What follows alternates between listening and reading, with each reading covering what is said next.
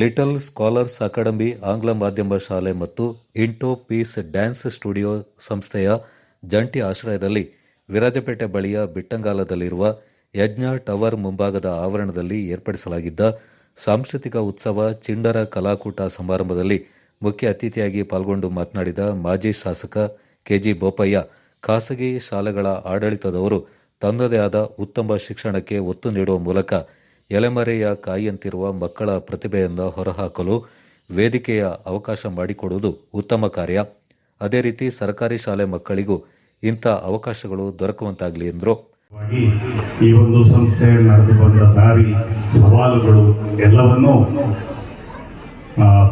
ಒಂದು ಪ್ರಾಸ್ತಾವಿಕ ನುಡಿ ಆಡಿದಾಗ ಹೇಳಿದ್ದಾರೆ. ನಾನು ಮತ್ತೆ ಮತ್ತೆ ಅದನ್ನು ರಿಪೀಟ್ ಮಾಡೋದರಲ್ಲಿ ಯಾವುದೇ ಅರ್ಥ ಇಲ್ಲ. ಇವತ್ತು ಒಂದು ಕಡೆಯಿಂದ ಸರ್ಕಾರಿ ಸಂಸ್ಥೆಗಳು, ವಿದ್ಯಾಸಂಸ್ಥೆಗಳು ಇದೆ, ಶಾಲೆಗಳಿದ್ದಾವೆ. ಹಾಗೆ ಖಾಸಗಿಯವರು ತಮ್ಮದೇ ಆದ ವ್ಯವಸ್ಥೆಯೊಳಗೆ ಇವತ್ತು ಶಿಕ್ಷಣವನ್ನು ಕೊಡ್ತಾರೆ. ವಿಧಾನ ಪರಿಷತ್ ಸದಸ್ಯ ಸುಜಾ ಕುಸಾಲಪ್ಪ ಮಾತನಾಡಿ, ಮಕ್ಕಳಿಗೆ ಶಿಕ್ಷಣ ಎಷ್ಟು ಮುಖ್ಯ ಆಗುತ್ತೆಯೋ ಕಲೆ ಸಾಹಿತ್ಯ ಕೂಡ ಅಷ್ಟೇ ಮುಖ್ಯವಾಗಿದೆ. ವಿದ್ಯಾರ್ಥಿಗಳು ಗುರು ಹಿರಿಯರಿಗೆ ಗೌರವ ನೀಡುವ ಮೂಲಕ ಕ್ರೀಡಾಕೂಟಗಳಲ್ಲಿ ಪಾಲ್ಗೊಳ್ಳುವಂತಾಗಬೇಕೆಂದರು. ಮಕ್ಕಳಲ್ಲಿ ಹುಟ್ಟಿದ ಮಗುವಲ್ಲಿ ಏನಾದರೂ ಒಂದು ಪ್ರತಿಭೆ ಇದ್ದೇ ಇರ್ತದೆ.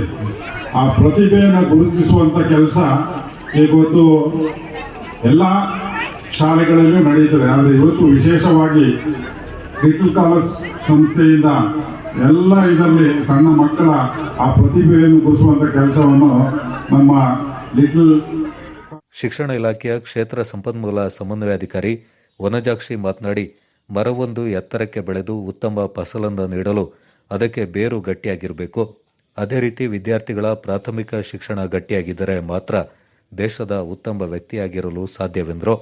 ಬೆಳೆದು ಗಟ್ಟಿಯಾಗಿ ನೆಲೆ ನಿಂತು ಫಲವನ್ನ ಕೊಡಬೇಕು ಅಂದ್ರೆ ಅದರ ಬೇರು ತುಂಬಾ ಮುಖ್ಯ ಆಗುತ್ತೆ. ಬೇರು ಗಟ್ಟಿಯಾಗಿದ್ದಷ್ಟು ಮರ ಎತ್ತರಕ್ಕೆ ಬೆಳೆದು ಉತ್ತಮವಾದ ಫಲವನ್ನು ನೀಡುತ್ತೆ. ಹಾಗೆ ಒಬ್ಬ ವಿದ್ಯಾರ್ಥಿ ಪ್ರಾಥಮಿಕ, ಪೂರ್ವ ಪ್ರಾಥಮಿಕ ಶಿಕ್ಷಣವನ್ನ ತುಂಬಾ ಅನುಭವದೊಂದಿಗೆ ಕಲಿತಾಗ ಮಾತ್ರ ಅವನು ಉನ್ನತ ಶಿಕ್ಷಣವನ್ನ ಅತ್ಯಂತ ಸಕ್ಸಸ್ಫುಲ್ ಆಗಿ ಕಂಪ್ಲೀಟ್ ಮಾಡೋದಕ್ಕೆ ಸಾಧ್ಯವಾಗುತ್ತೆ.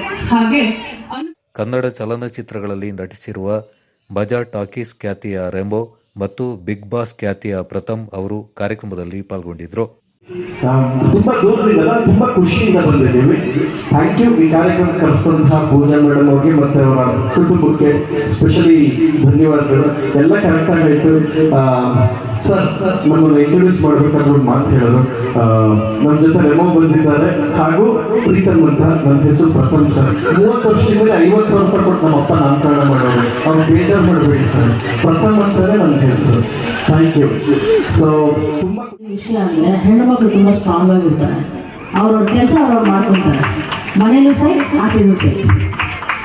ಯೂಶಲಾಗಿ ಹೇಳಿದ್ರೆ ನಾನು ಹುಡುಗರ ಕಡೆ ಸಪೋರ್ಟು. ಪ್ರಥಮ್ಗೂ ಗೊತ್ತದು. ಪ್ರಥಮ್ ವೆರಿ ಸ್ವೀಟ್ ಪರ್ಸನ್ ಪ್ರಥಮ್. ನಾನು ನಿಜವಾಗ್ಲೂ ಅಷ್ಟು ಜನ ಹೇಗೆ ಗೊತ್ತಿಲ್ಲ, ಬಟ್ ನನ್ನ ಪ್ರಥಮ್ ಭಾಳ ಇಷ್ಟ. ಯಾಕಂದರೆ ಮನಸ್ಸಿಂದ ಮಾತಾಡುವಂಥ ನಿಜವಾಗ್ಲೂ ಒಳ್ಳೆ ಹುಡುಗ ಪ್ರಥಮ್.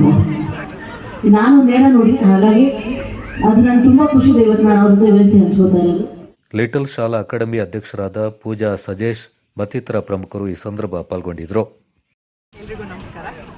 ನಮ್ಮ LSA ಟೀಮಿಂದ ಆರ್ಗನೈಸ್ ಮಾಡಿರೋ ಚಿನ್ನರ ಕಲರವ ಸೀಸನ್ 2 ಈಗ ಮುಕ್ತಾಯಗೊಂಡಿದೆ. ಕೊಡಗಿನ ಎಲ್ಲ ಪಾರ್ಟಿಸಿಪೆಂಟ್, ಸುಮಾರು 100 ಪಾರ್ಟಿಸಿಪೆಂಟ್ ನಮಗೆ ಈ ಸೀಸನಲ್ಲಿ ರಿಜಿಸ್ಟರ್ ಆಗಿದ್ದರು. ನಾವು LSA ಟೀಮವರು ಹೇಗೆ ಧನ್ಯವಾದಗಳು ಹೇಳಬೇಕು ಅಂತ ನನಗೆ ನಿಜವಾಗ್ಲೂ ಗೊತ್ತಾಗ್ತಾ ಇಲ್ಲ. ಒನ್ ವೆರಿ ಬಿಗ್ ಥ್ಯಾಂಕ್ಸ್ ನಮ್ಮ ಇಡೀ LSA ಟೀಮ್ ವತಿಯಿಂದ ನಾನು ಹೇಳಕ್ಕೆ ಇಷ್ಟಪಡ್ತೀನಿ.